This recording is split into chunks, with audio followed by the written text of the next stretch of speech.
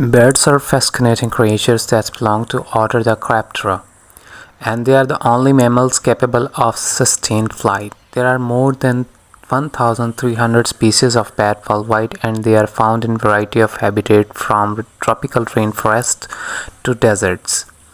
In terms of size, bat can range from a small species that can weigh of less than a penny to larger species with a wingspan of over 5 feet.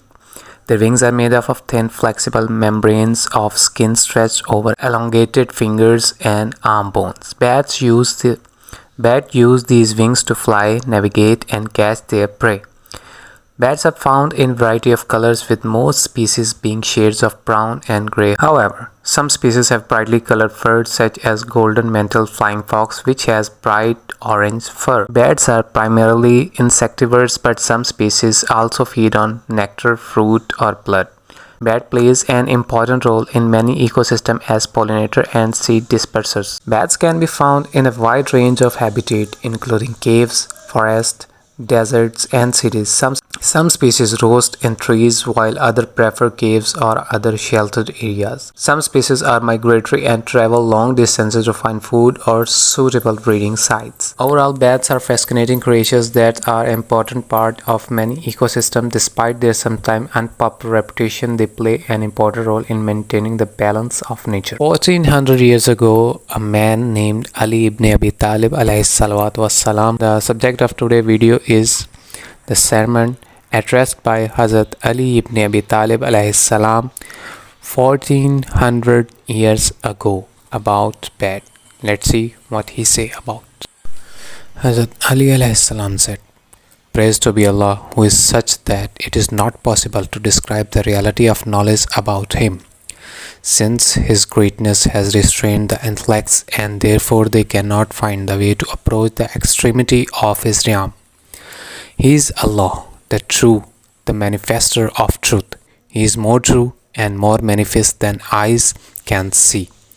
Intellects cannot comprehend him by fixing limits for him, since in that case to him would be attributed shape.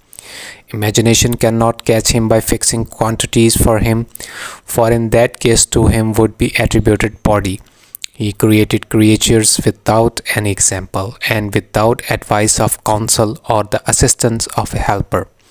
His creation was completed by his command and bowed to his obedience. It responded to him and did not defy him. It obeyed and did not resist."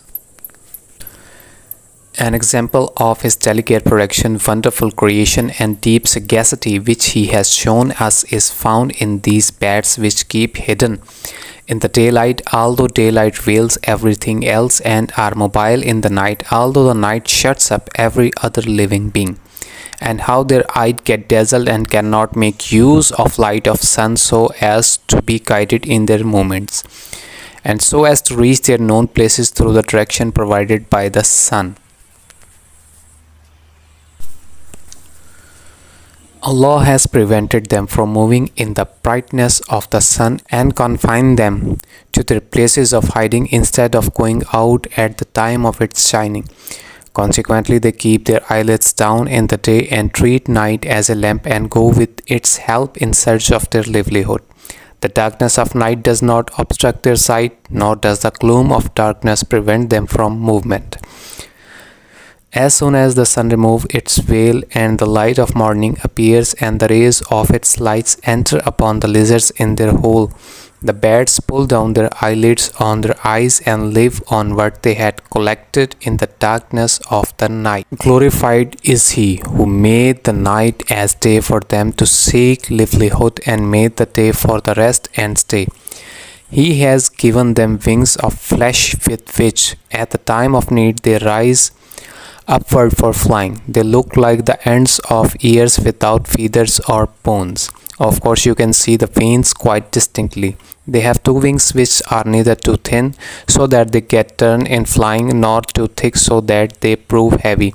When they fly, their young ones hold on to them and seek refuge with them, getting down when they get down and rising up when they rise. The young does not leave them till its limbs become strong. Its wing can support it for the rising up, and it begins to recognize its places of living and its interest. Glorified is he who creates everything without any previous sample by someone else.